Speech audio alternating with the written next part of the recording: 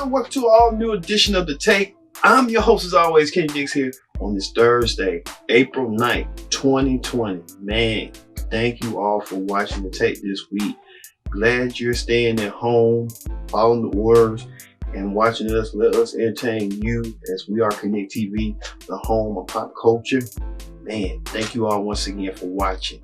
And don't forget to join us in the conversation using the hashtag Take here on Connect. And don't forget to subscribe. Subscribing is caring. We love it here when you subscribe.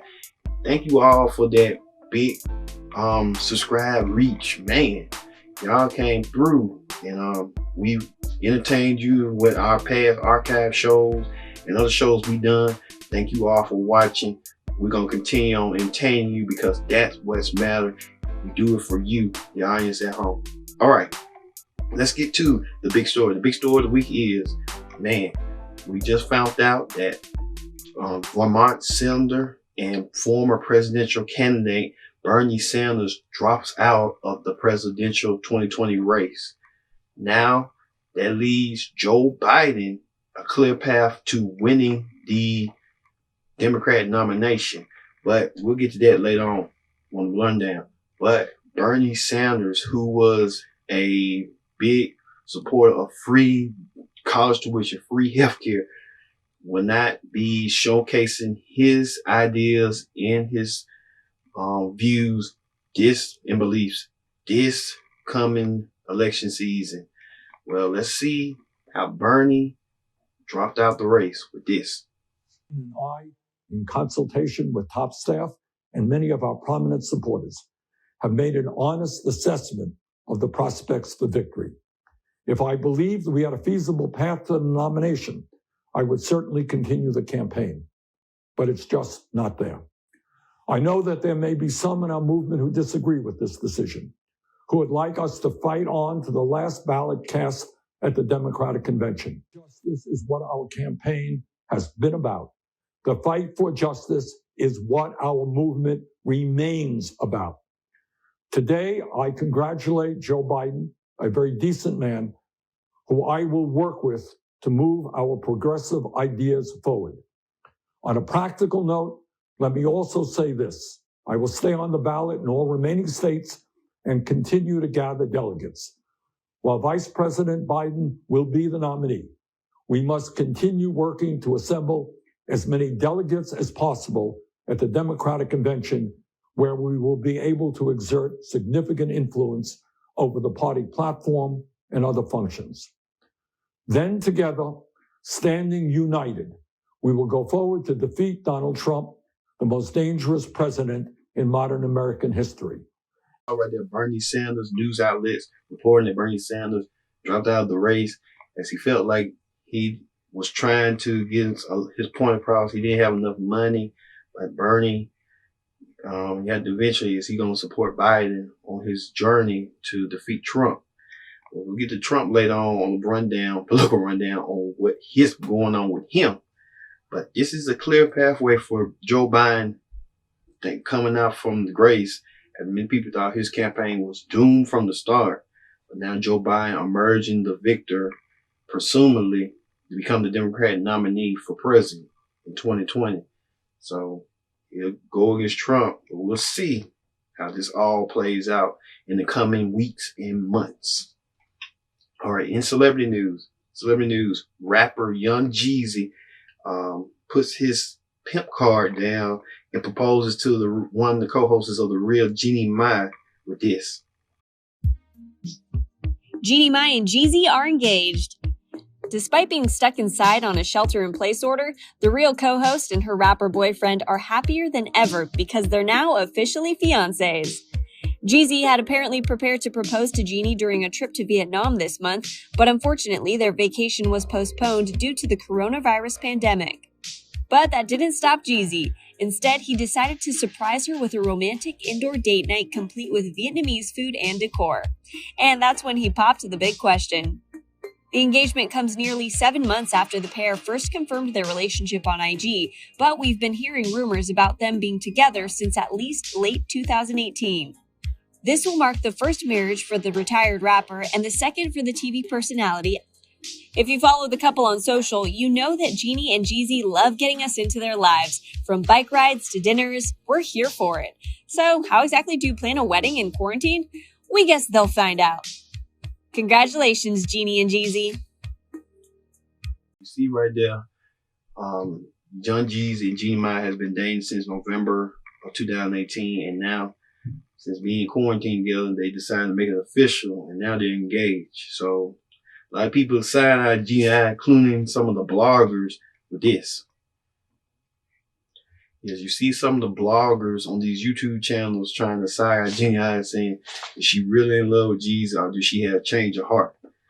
We'll see how this all transpired with her and Jeezy. But I think they make a cute couple, and cute interracial couple. We'll just see. I think Jeannie Mai was thinking the white meat was her main dish, but now and looking at the black meat as a side dish. Now she's looking at she's having a change of heart. Good for her, good for Jeezy on their engagement. Also, in other celebrity news, Prince Harry and Meghan Markle confirms a new nonprofit foundation called Archie-Will, and I see how the Prince Harry and his wife will move forward after leaving royalty. Take a look. Meghan Markle have confirmed the name of their future foundation, and it has a very special meaning.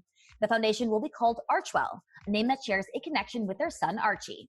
In a joint statement, Harry and Meghan tell fans they felt compelled to share the story of how this name came to be, explaining the word arch means source of action. And the couple adds, we connected to this concept for the charitable organization we hope to build one day, and it became the inspiration for our son's name. To do something of meaning, to do something that matters. They say Archwell is a name that combines an ancient word for strength and action, and another that, quote, evokes the deep resources we each must draw upon. Paperwork obtained by the Telegraph includes a number of trademarks for Archwell, which were filed for protective purposes so others cannot use the name. Royalty found a new home with Prince Harry and Meghan Markle, creating a new nonprofit foundation of their son, Archie, called Archie-Will. So we'll see how this nonprofit organization go forward with the prince and the duchess. All right. On talk shows this week, Wendy Williams is back from quarantine, wherever she came from. Yes, she was doing that little hype with Wendy Williams on her at home, but now she's coming back out the hole, and she's speaking of comedians. Wendy used her quarantine time to chat in with Lunel about her canceling her upcoming shows. Well, I normally do meet and greets, and people catch me on the street and in restaurants, and I guess I got that auntie vibe that everybody wants to hug me and stuff like that. But if you come to my shows, there'll be no more of that. There's no more meet and greet. We might greet, but we can't meet. If you have a picture of me hugging on you, kissing on you, licking on you, I've been guilty of that. That is a collector's item, because don't touch me no more. I already had allergies from cheap perfume and cheap makeup when my eyes swell up. I'm allergic to trap girls, you can say that. But every pen's at $600 for two. So I can't, we just can't. So it's over for me. No more kissing, no more hugging, that's it. What do you think 3 years from now? Do you think you'll be back to it? Because I won't. No. Yeah. I'll be glad to not be. How sanitary is it to be kissed and hugged on by 50 people during a show? That's not even sanitary in a non-virus world. And you have always practiced that. You give them the elbow or whatever like that. But I'm not doing it anymore. I can't. That in there, and she started to fellow comedian Bill Bellamy about Justin to holding his birthday party at home.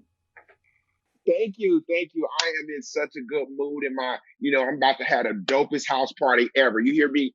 Everybody gonna be over here, Wendy. I'm talking about my list is crazy. I got J-Lo, I got Alex, I got Diddy, I got Jay, I got B. They all What are you doing? Next year. They coming next year. Next year. Yeah, I mean, you got to look out for yourself and your family. And Yeah, I'm yeah, yeah. actually, I wanna do it, but this is gonna be a very personal family party, right? So first of all, I get to DJ all my favorite music. Hopefully my kids and my wife will make me some kind of cake. Well, I don't know if we can get a cake because it might have Corona on it. We don't want no Corona on it, right? Yes, Wendy Williams is bored. She's about to lose her mind, but that makeup, oh my God, she's like the tell of a ghost. She's like a ghost of herself. Ooh. Wendy Williams, put your makeup back on. Speaking of that, you can see right here, fellow other talk shows like The Talk doing a group chat session. And now you got Sarah Strahan doing group chat session. Man, it's just, and then Tamron Hall still doing things. I think people just relating to, okay, we can't be in the studio, so we're going to re-downsize to what we do at home. Oh God, these people are so cringe to be on TV. They get the word out there. All right, we'll be back with more take. Don't go anywhere. Stay tuned.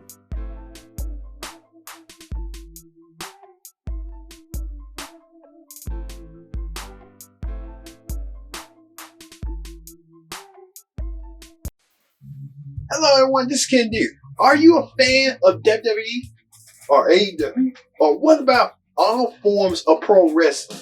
Well, the Pro Wrestling Show is here for you, where we cover all forms of pro wrestling from WWE, Raw Report, SmackDown Report, NXT, AEW, and all more from the week. And don't forget Wrestling Hot Topics, the latest news and information from the week. Watch your all-new Pro Wrestling Show every Sunday here on Connect.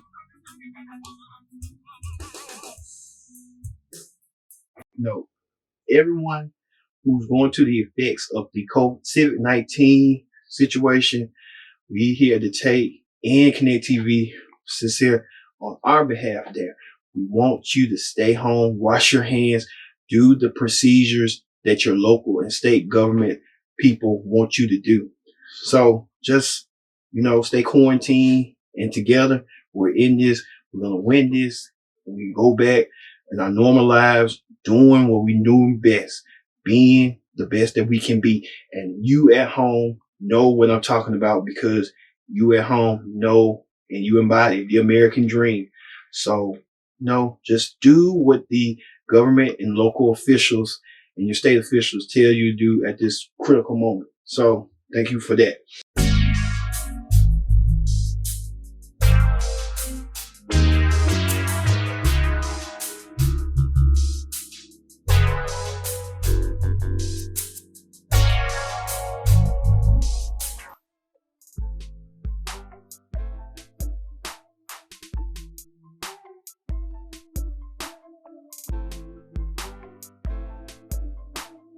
Welcome back to the tape. I'm your host as always, Kenny Dix here. Glad you can join us here on the tape.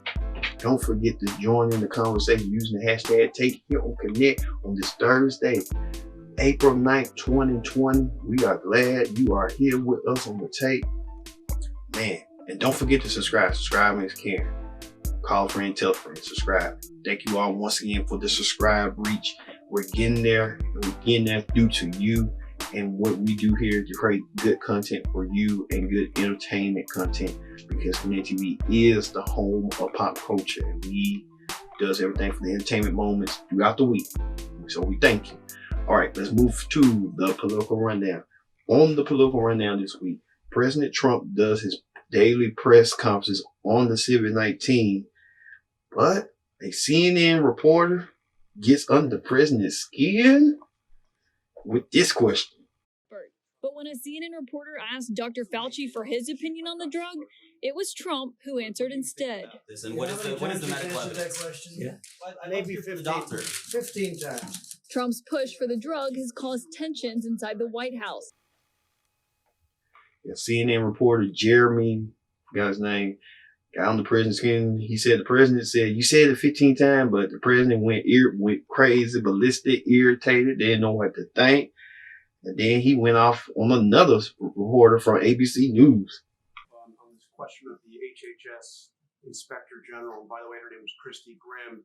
and it wasn't so much her opinion, but they interviewed 323 different hospitals. Well, it still could be her opinion.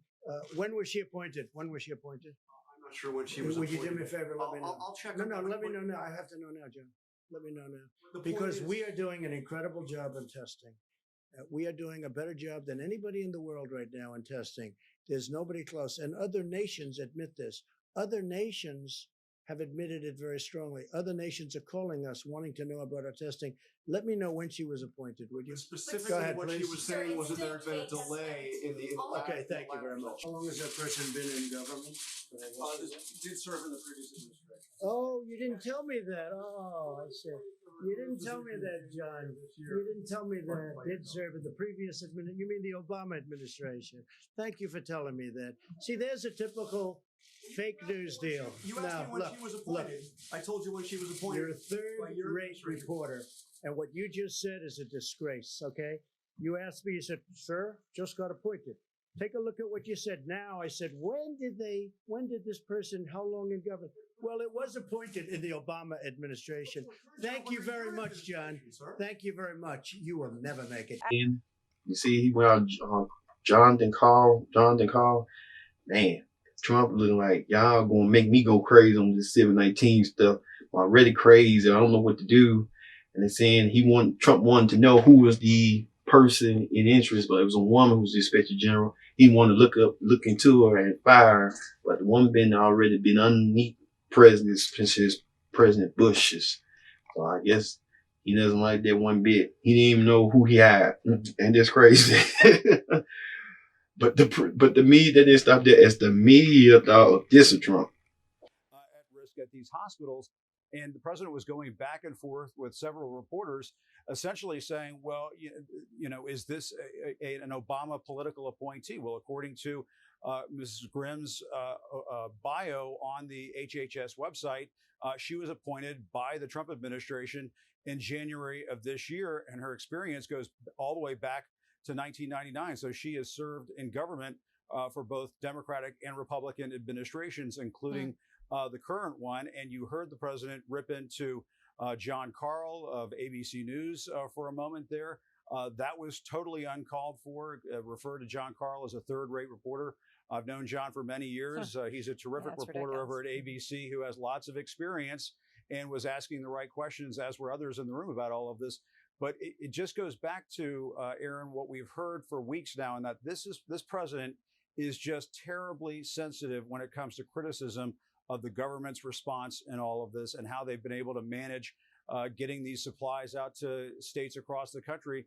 It has been a massive failure on the part of this federal government, and the president seems to know that and is just bristling and having outbursts anytime a question is asked about this. My qualifications in terms of looking at the science is that I'm a social scientist, I have a PhD. Peter Navarro brought a stack of papers to a White House Situation Room meeting that he said was proof the drug has worked.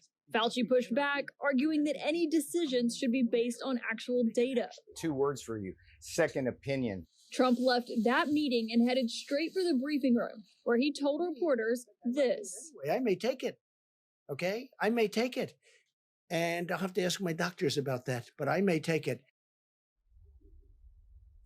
So Jake, he not only said he would consult with his doctors, something that people do not think is likely that he's actually going to take that drug, but he also told Americans to consult with their own doctors before they made any steps with that to talk about the drug that he has repeatedly and continually pushed from the White House briefing room.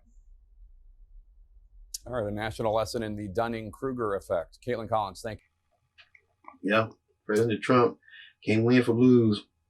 I guess the media tired of him and he tired of the media. So I guess it's a double sword standard when it comes to that.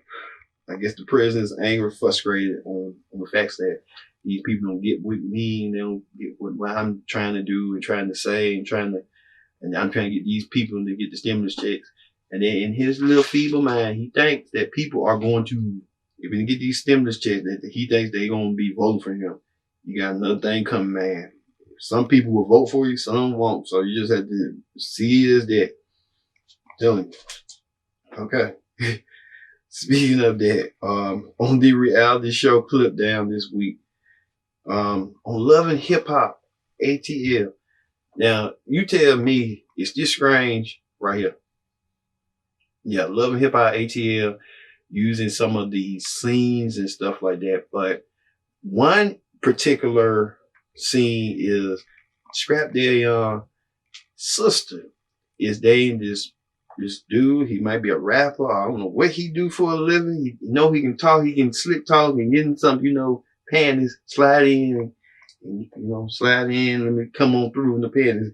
But this dude trying to tell his sister, hey, let's keep on the rap and let's see how this all play out. But little does they know that Scrap Dead mom, Karen King, did this. Yes. Okay. We can't show you the actual video because Viacom goes crazy and they'll just flag us. But it's just weird that Scrap Dead Young doesn't know that his sister is dating his close friend. It's just a weird dynamic that happens all the time in common bonds. I hope that don't happen with me, with my sister and my friends.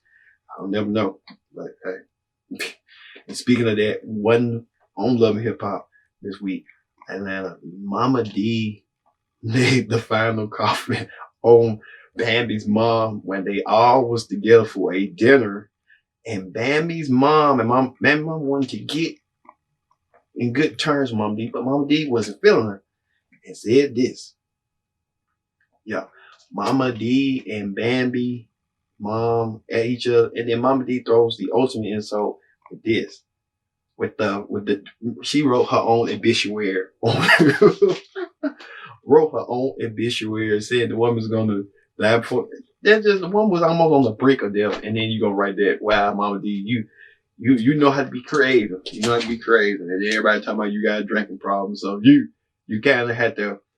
You can't go too far and step around somebody's toes like that. But Mama D don't care. Mama D just a typical woman that just say, I'm getting tired of this. And this is the same woman that misspelled the word bitch. But hey, it is what it is.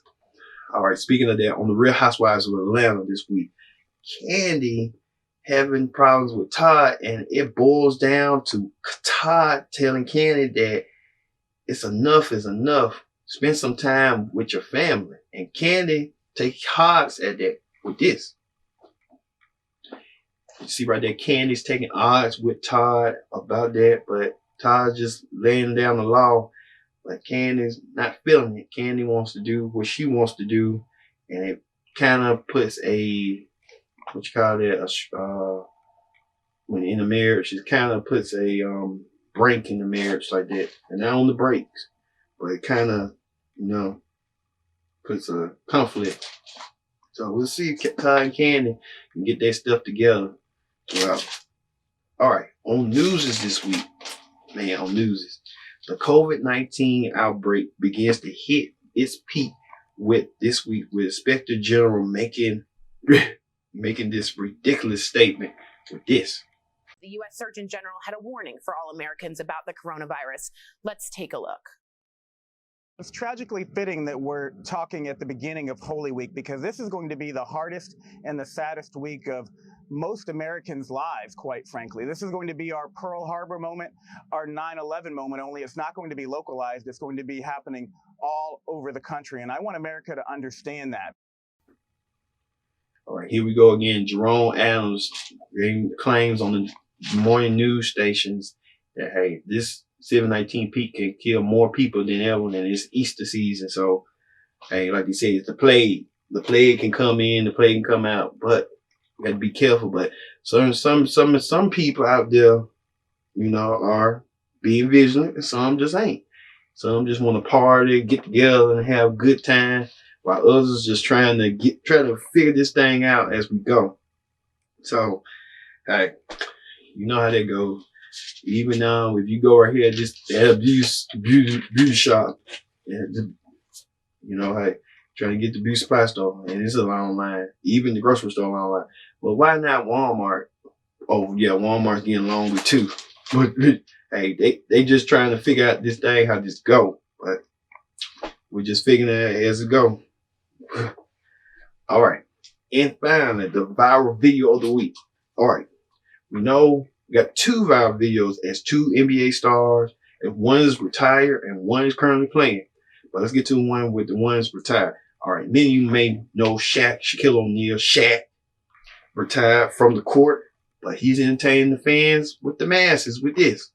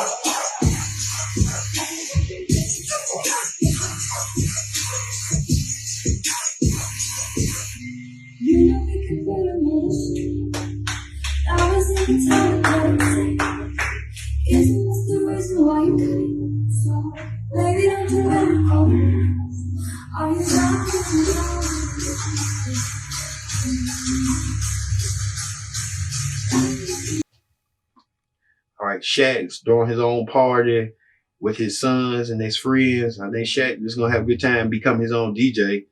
But hey, Shaquille O'Neal doing the best he can to alleviate the COVID-19 going on. So Shaq just being Shaq. All right, speaking of another fellow basketball player currently, Stephen Curry from the Golden State Warriors spending some time with his own son, Cannon. And Cannon showing a new trick. Watch this. Oh, yeah, run, go. Go. Push-ups. Let me see it. 1. Oh, that was only 1? You do the sit-ups. Do the sit-ups. All right, 1, 2, good job. 3, good job. Oh, okay. 4, okay. You got push-ups? You good. See right there, Cannon learned a new trick, a new style that he wants to play. He wants to work out exercise. You can tell Cannon gonna be a basketball star down the road. Cannon Curry. Okay. All right. All right. That is this edition of The Tape. Thank you all once again for watching, and stay at home. You know, get some reflect time. We will come to this. This shall pass. And I'm telling you, we will get through this. I've been your host, Kendrick Dick, saying so long. We'll see you next time for another edition of The Tape. See you later.